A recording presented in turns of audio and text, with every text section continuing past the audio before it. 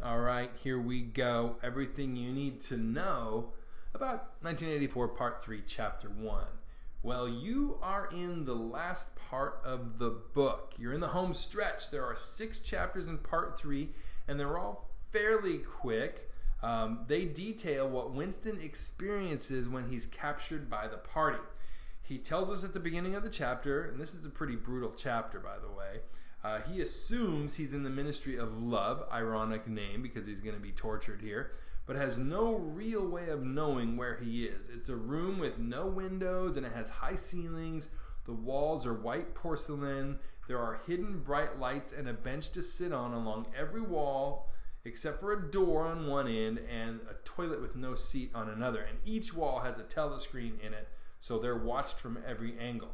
So his stomach aches, and not just from hunger, probably stress. He doesn't know how long, maybe a day or two since they captured him, and he hasn't been fed a thing. He still knows to sit still, though, because he's been yelled at for moving multiple times. The one time he was tempted to grab a scrap of bread from his pocket, the telescreen totally screamed at him, and so he knows he's being watched. We find out that this is the second place that he was brought to. The first place was dirtier with up to 10 to 15 people in it at a time. Prisoners that were in the party that were around him were totally quiet and afraid. They were terrified. The parole prisoners were rowdy and they yelled at the guards and at each other, and they ate smuggled food. Some of the prisoners got along well with the guards and could bum a smoke off of them. It was a little different feeling for the parole prisoners, right? Winston notices all kinds of prisoners going in and out. One nasty old woman comes in kicking and screaming, and she's thrown onto Winston's lap, and she slides off and pukes all over the floor, and then kind of wraps her arm around him and breathes in his face. Kind of nasty. She says that maybe she might be his mother, and for all Winston knows, she could be. Winston hears from some of the party prisoners this whisper about room 101. At some point, and we're going to know more about room 101 later, at some point he was brought to his current holding cell. So as he sits there waiting, Winston thinks through kind of the terrible things that are going to happen to him. He doesn't think a lot about Julia, but he wonders if O'Brien's going to smuggle in that razor blade that he talked about, the party or the Brotherhood sometimes gives to prisoners to kill themselves. But Winston knows that he lacks the courage to take his life. He tries counting tiles and figuring out where he's at in the building, but concludes like this must be the place where there's no darkness, that the lights are never going to go out, and that maybe O'Brien had an awareness of the prison cells. So while waiting there, a poet he knows named Ampleforth comes in. So in talking to Ampleforth about why he's been arrested, Ampleforth can only think of one instance when he was rewriting a Kipling poem and didn't replace the word God. He left it in there. The poet does not know what day it is, and after talking for a little bit, they're finally yelled at to stop the talking. Eventually, a guard comes in and takes Ampleforth, telling him room 101. Ampleforth just, hasn't been in very long, so he's a little confused, doesn't know what that means. So sitting there, Winston at this point has 6 thoughts, he tells us. He thinks about his stomach, having bread in his stomach, getting beaten, O'Brien, Julia, and maybe getting the razor blade. And he just, those ideas keep repeating in his head. At the next sound of boots, Winston smells sweat, and in comes Parsons, his neighbor. Winston's totally shocked, right? Because he never thought Parsons would be arrested. Parsons confesses that he committed thought crime, and that of course he was guilty because the party couldn't and wouldn't be wrong. Remember, Parsons is a diehard party follower. Apparently, his daughter heard him say, "Down with Big Brother," in his sleep, and his daughter's the one who turned him in. So he tells Winston when he gets before the tribunal that he's going to thank them for saving him before it was too late. The toilet stops working, and Parsons all of a sudden has to go take a big dump in the toilet. And so Winston tries to cover his face because nobody wants to see that, but he's yelled at that he can't cover his face. And so the rest of this time, the cell just totally reeks like nothing else. Time passes, and Parsons is taken away. Other prisoners come and go. One woman that's in there is taken to room 101, and she totally loses her coloring. So we're getting more clues that this is not a good, place to end up. He thinks maybe another half day passes, and there's about 6 people in the cells with him, and one of them is this fat-faced man that kind of looks like a rodent. So while they're there, a man is brought in, and he has like the skull-like face that totally disturbs everyone because they all of a sudden realize that he is starving to death, and his eyes look beady and evil and angry. He's kind of just freaky, but they can't stop looking at him.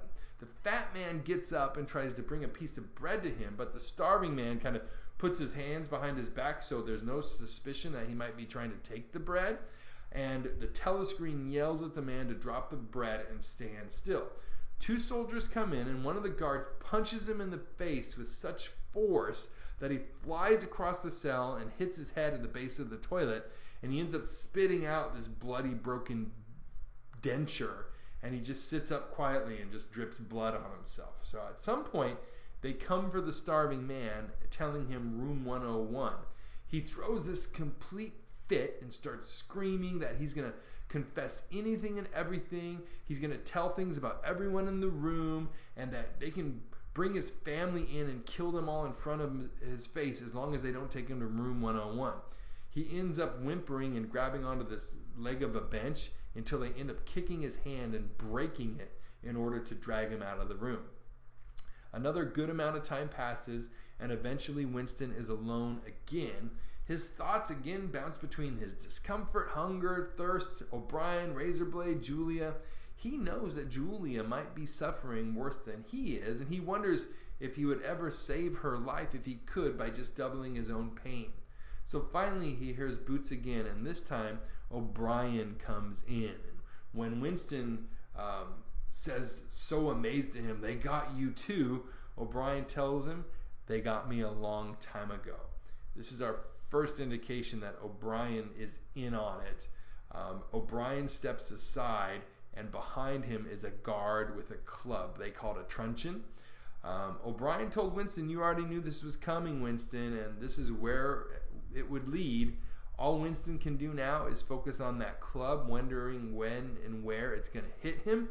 Turns out he gets clubbed on the elbow, and he crumples to the ground in agony while the guard laughs, and he realizes he could never ask for more pain. He cannot believe the amount of pain he's in from one blow to the elbow. So what to take from this chapter? Obviously, it's a new direction of the plot, one that details the terror that every party member lives under. What happens when you're arrested? It's all about suffering and torture without mercy. There's no one that's going to save you. There's utter humiliation and indignity. There's sleep deprivation, food deprivation, drink deprivation, long periods of waiting, yelling, screaming, no privacy, basically all around misery. Between Ampleforth and Parsons, we have 2 very wide examples that no one is safe. Anything can be a crime, even in your sleep, even if it's just a thought. Remember, there are no laws because they control everything.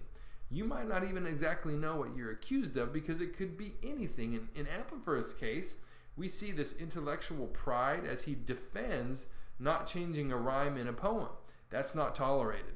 Winston had earlier said in the novel that he didn't think Parsons would ever be arrested because he was too stupid and too devoted to the party, but even Parsons mentally cracks in his sleep.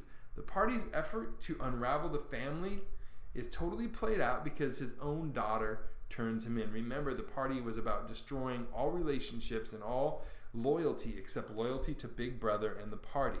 We also hear more about Room 101. We don't know what it is, we don't know what's in it, but we get the clear picture by the reactions of some of the prisoners that this is a nightmare that's to be avoided at all costs. But it's hard to know when and why you go there. Ampleforth seems to go right away, to the point that he hasn't seemed to have heard much about it. He's kind of clueless. But the starving man, we don't know how long he's been in custody, but it's long enough to be almost starved to death. That doesn't happen overnight. To confess everything already, and to hear enough about Room 101 to prefer his own family being killed in front of his eyes before going there. And then lastly, there's a big reveal at the end of the chapter that O'Brien is actually not in captivity. He's not a member of the Brotherhood, but he's a loyal member of the party and even maybe a member of the thought police. And he's there for Winston. We get an even clearer idea, right, of the depth and complexity of the trap that was laid for Winston, with a connection with this O'Brien set up to allow him to allow Winston to be able to incriminate himself along with Julia when they showed up at his apartment. And because Brian arranged for Winston to get Goldstein's book, we can assume that it's produced by the government as well, and the Brotherhood could be something that they faked. Goldstein is a fake figure to set up as an enemy of the party to focus people's hatred outward, but also as a temptation to those who might want to rebel against the party. So O'Brien's reveal here unravels a lot of the intentional deceit that Oceania's government employs in order to control its population. So I hope that was helpful for you. I hope you got a lot out of this chapter. If you have any questions, put them down in the comments. We'd love for you to subscribe to the channel, to like this video, and to share. All right, have a good one. Until next time, take care.